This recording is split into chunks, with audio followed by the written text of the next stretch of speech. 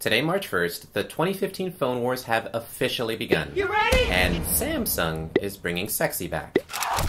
Afternoon. 6 daylight time will be. I'm bringing sexy back. Yeah! Now, Samsung's advantage has always been that it's the largest electronics component manufacturer in the world. But a great product is more than the sum of its parts, more than all the features or components that go into it. And the latest Galaxy S6 is a reflection of this truth, with a strong emphasis on building materials and designs. Basically, Samsung is bringing sexy back. Yeah. First, let's recap the evolution of the Galaxy S phone. The original Galaxy S wasn't a single device. It was actually 24 different phones. For example, here in the US, it sold under the brand names Epic, Vibrant, Fascinate, Captivate, and Mesmerize.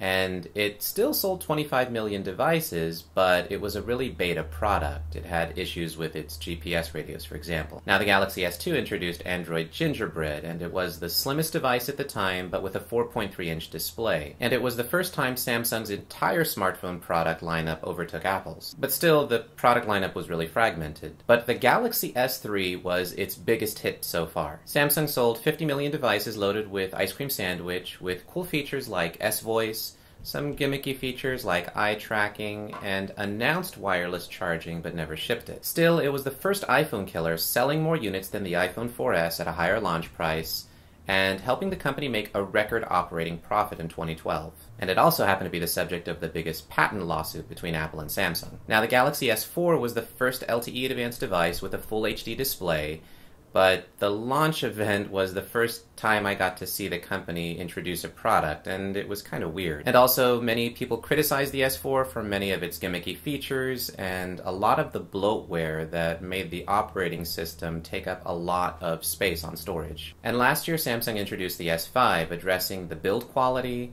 offering water-resistant certification, a finicky fingerprint reader, some health sensors, and an improved camera. But still, the device wasn't good enough, and Samsung suffered from its lowest profit share and market share in over 2 years. So Samsung has been facing a lot of pressure from the low end with Chinese competitors like Xiaomi, and from the ultra-competitive high-end market with big devices like the iPhone 6. As a matter of fact, S5 sales were 40% lower than the S4, so the company responded by reorganizing management to try to address some of these problems. As part of this new initiative to fix these problems, Project Zero is a Samsung initiative to rebuild a signature product from the ground up, to infuse design into everything from the engineering, the software, and even the retail packaging. So exactly how did Project Zero turn out? You ready? How is the Galaxy S6 going to bring sexy back to Samsung? Or as Samsung says, SiX appeal.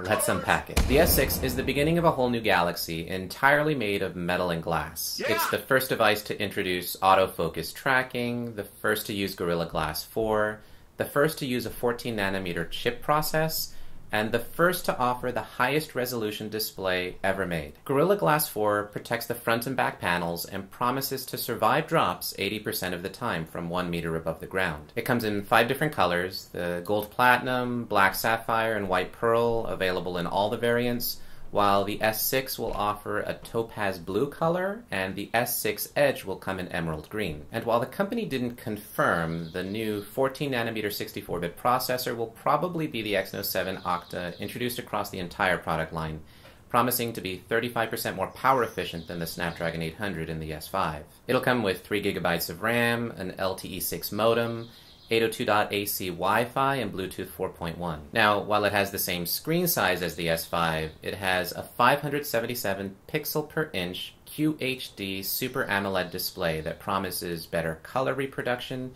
and 25% better brightness. Yeah. And it has the same adaptive fast charging technology introduced in the Galaxy Note 4, which means after 10 minutes of charging, you have enough power to play back 2 hours of video, or after 30 minutes of charging, you have a 50% battery. And the S6 will be compatible with all the popular wireless charging standards, like PowerMat that's available at Starbucks, or the Qi charging standard that's available at McDonald's and major airports, and even IKEA will be introducing new lamps and tables this year that offer Qi charging compatibility built into the furniture itself, so that'll be pretty cool. Hope to get my hands on one of those. The new f-stop 1.9 lenses will offer better low light sensitivity, better bokeh effects, and 34% light can now reach the sensor. The front-facing selfie camera will offer a 5-megapixel wide-angle lens, and it'll offer real-time HDR, so that basically what you see on the screen is what you get in the picture. And the 16 megapixel rear sensor will offer optical image stabilization, 4K video recording, an infrared sensor that improves white balance, and the first ever autofocus tracking feature. Not only that, when you double tap the home button, the camera will launch in 0.7 seconds without ever having to enter in a password and miss those perfect moments when you're trying to take a picture. The bottom mounted speaker will be 150% louder than the S5 with the help of a built-in amplifier. And the company introduced Samsung Pay. Now, behind the scenes, Samsung acquired Loop Pay last month as a competitor against Apple Pay. The company will now be able to use magnetic secure transmission to wirelessly transmit the information stored on the back of your credit card to 90% of Pay terminals in the United States. Similar to Apple Pay, no credit card information is directly stored, and it uses a tokenization system to securely complete the transaction.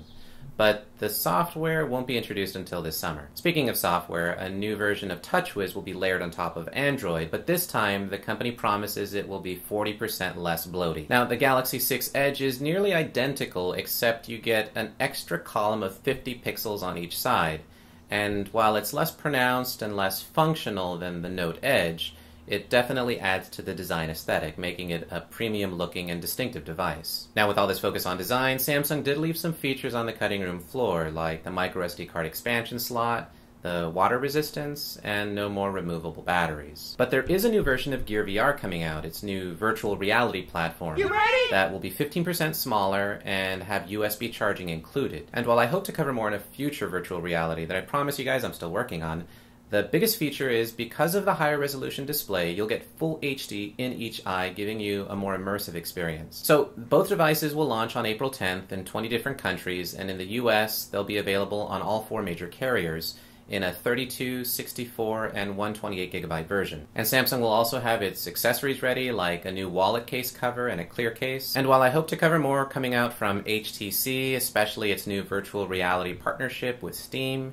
and its new flagship device, I'm really excited that this is really setting a stake in the ground for what smartphones in 2015 will end up looking like. So Samsung, I think, is really making a turn with this device. And while this is still early in the release cycle and the devices are set to come out in about a month, the S6 and S6 Edge promise to be a fantastic new direction for the company as it focuses on premium design, build materials, and things that really set smartphones apart from one another.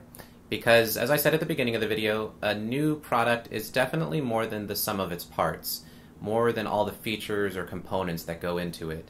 And I'm definitely glad to see Samsung is seeing this and taking it in a new direction as it improves its product lineup over the years. Come here, girl. Go ahead, be gone with it. This daylight time will be gone. So thank you guys as always for liking, sharing, and subscribing, and especially watching these videos. Please stay tuned for future episodes where we'll cover HTC's new products and all the announcements coming from the Mobile World Congress. I hope to do some comparison videos between all the flagship devices that are out there today. And especially thank you guys for sticking with the channel. I know I am still behind on some videos. I'm working on them. They're on the back burner. So hopefully I'll have time to release those and produce those as time permits. So thank you guys again, as always, with sticking with the channel as we continue to explore how technology changes the world.